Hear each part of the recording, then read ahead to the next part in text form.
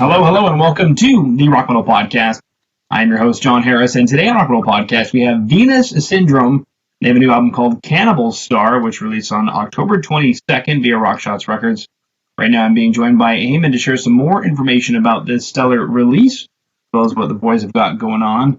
So, Ayman, welcome to the show. Thank you so much for inviting me. Absolutely. Thanks for coming on. Thanks for writing some good music. Thanks a lot. Thanks a lot. Yeah, absolutely. Now, speaking of this music, you've got a new album called Cannibal Star. Yep. Take us through this record. What is this record about? What is a Cannibal Star? We'll start small. Is it a star that eats other stars? Yeah. Actually, the whole Venus Syndrome and then the Cannibal Star, both the band name and also the album name are actually about the concept itself. Venus Syndrome is about the fact that we want to highlight that if we don't care about our planet, it will become like Venus, which, the CO2 emissions and something like that made life disappear from Venus. And that's what we call the Venus Syndrome. And about the Cannibal Star is basically simply because we are just consumers and consuming more and more and more and more. And we need another star just to be able to supply our consumption. So that's why we call it Cannibal Star. We are a cannibal star, and we want to cannibalize another star just to comply with our needs. So that's about the concept. Okay. Now, is that done in a story, like with an arc? How do you guys do that across the album? Well, actually, the whole album is talking about different stories, short stories about, for example, The Sun Inside Me, about passion. It's more about the passion for our music, and the whole sun that you have inside you that push you to compose. So it's not really related to the concept itself, but we try to describe in each song something that is really important for us, some kind of message. Music is my life, for example. It's that's the kind of concept that we were covering in this album. Okay. We got a couple of tracks that are available as singles off of the album. We have Sun Inside Me and Dark Side of the Sun. Take us through these tracks. Sun Inside Me. What is this track about? It's about all this love and passion that you have, that everyone have inside him, and that push him to create new stuff, new things, new music, compose, and that's what the song is about mainly. It's about the sun that you have inside you, and each one of us have a sun inside him that help him continue. And the good side of the things. It's basically composing about, how can I call it? I'm sorry, I'm trying to find my words here. How the rays of the sun just come out of you, and that was the whole concept of that song. Okay, very, very cool stuff. Now, what else do we have that we can chat about as well? The other track, speaking of which, is Sun Inside of You. We've also got the dark side of the sun. So all this brightness, Ayman, and then we bring it back down to talk about the dark side of the sun. Yeah. And this is Emanuelson, who is the Emanuelson is I compose a song, the music, the stuff around it, the melodies, and the song structure. And Emanuelson is my bandmate, and he composed the lyrics, and he composed basically the concept of each song. And the dark side of the sun is, as just like the sun inside me, you talk about all the good thing inside you, and the dark side of the sun is just the other dark side that you have inside of you, and that help you doing bad stuff probably. And and in this duality between the good stuff and the bad stuff, and this equilibrium, and that's what's all about in this whole concept. It's about, sorry for being maybe too much in this spiritual thing, but we are having so much freedom. But the more you're having freedom, the more you have responsibility that goes without freedom. You need to have control over it, and that's what is it about. Yeah, it's been brought up quite a bit because of the state of the world with regard to the pandemic and people who want to, absolve their responsibility so that they can have total freedom, and they're acting like, I don't want to say children because my children are significantly more well-mannered than some of these bozos. No. So I don't know what to call them. Teenagers? They're acting like teenagers? Teenagers, yeah. But that's something that you touched on there that's incredibly important. Freedom doesn't mean that you've absolved yourself of responsibility. Yeah. Wow. Now, is this... Sorry? Sorry. Yeah, no, please. Is this a coincidence, this record? Or did you guys look at what was going on with the pandemic and write it? Yeah. To be honest with you, it was a tough period for us. This is our second album. And, the second album, and we didn't even play, we were not able to play even one gig because the two albums were composed during the pandemic. We like the first album, which had the name of our band, Venus Syndrome. We composed the whole album, we produced it by our own, and we were not able to play the songs. So we said, okay, what do we have to do? Compose another album. And that's what we did. And we tried to put even more energy in the production. We put more of ourselves in this album, and we released it. And I can tell you that our first gig are coming next year, and we are composing the third album. So you imagine that pandemic started in 2019, and I remember very well because at that time I was coming. I was traveling in Korea. And I remember very well that month I said there is something strange. It was not yet the COVID so much in Europe, Mm-hmm. I went to Korea like for a couple of weeks for business and for job. And I said, there is something strange in there. I got scared when I saw and I said, there's something weird. That will come. And just a month later, it became like, is this, what now, everyone, we just get locked, the lockdown, everyone at home. Yeah. And it's strange. 2 years. I mean, you imagine 2 years. 2 years, we are locked down since 2 years. That's something. That's something we will remember for our kids later.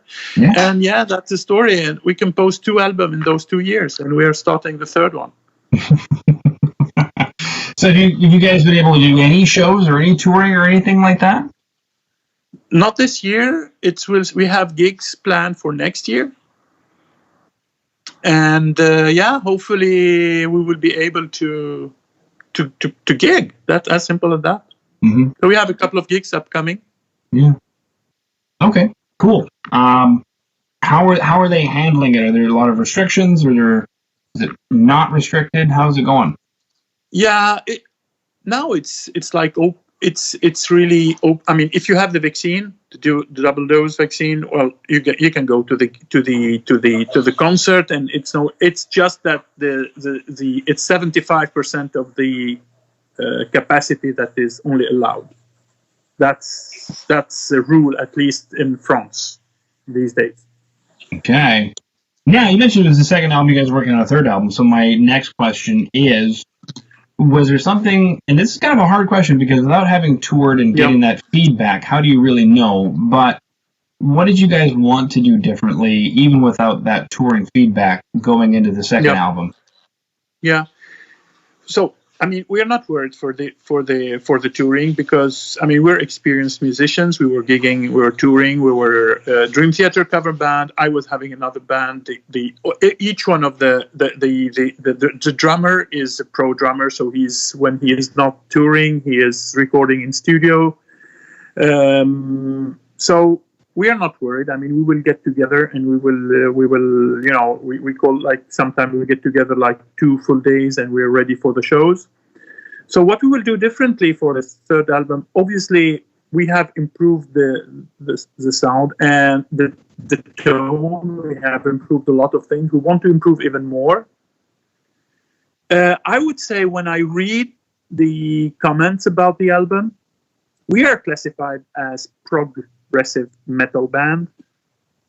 We are rather rock and metal than progressive. So maybe in the third album we will make it even more progressive. Listening, maybe putting more. I mean, we are serving the songs, but we also listen to what the people are commenting about our albums, and some of them would like to get more progressive, like all this part, this Dream Theater part that are instrumental, that are with polyrhythmic stuff and stuff like that. That's something to think about. But also maybe a little bit more solos. I read one of the comments that said it's a great album, but maybe we're missing more solos, guitar solos or keyboard solos, and that's something we will think about. And also maybe some weird parts, probably more weird, getting more. We are into something melodic, so yeah, we want to keep it. So that's a good stuff. It's something when you sing, you just sing the songs and you keep it in your mind. That's our ambition. But we will try to add a few things that are a little bit more weird, a little bit more complex, I would say.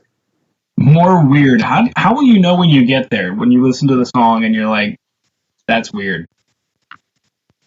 What is weird? What are you looking for to add in that's weird? Yeah. Sometimes it's strange. The instrumental song of the album is called Cannibal Star, and the rhythm is kind of weird. It's very tribal, kind of thing. So maybe we will search for something like that. Infuse strange rhythms, something that you don't expect. What I call weird is when you're listening to something and suddenly it's just you have a complete change in direction, and that's weird. So it could be harmonically, rhythmically, or sometimes even we're moving. I just listening to music. I listen to music all day, and there is a band on Facebook that was kind of like they are jazz, and suddenly they move in 1 minute to something that is death metal, deathcore, and it is and then they come back 1 minute later to the same thing. So I call it weird and surprising, but surprisingly, the weird things are what you keep in mind. Is as good as a good melody. Actually, something that is really weird, you think about it and you keep it in mind. And I think this is the type of thing that we will try to search for. Okay. Very cool. Yeah, you mentioned being a Dream Theater cover band. If I ever think of anything weird that they do, just some random instruments that they might throw in every now and again. And there's one that I'm trying to think of. I can't even think of the song, and I probably should just stop talking because I don't know what I'm saying about the instrument or the song. But it's like a sound that I remember they just randomly threw in at one point. And it fit.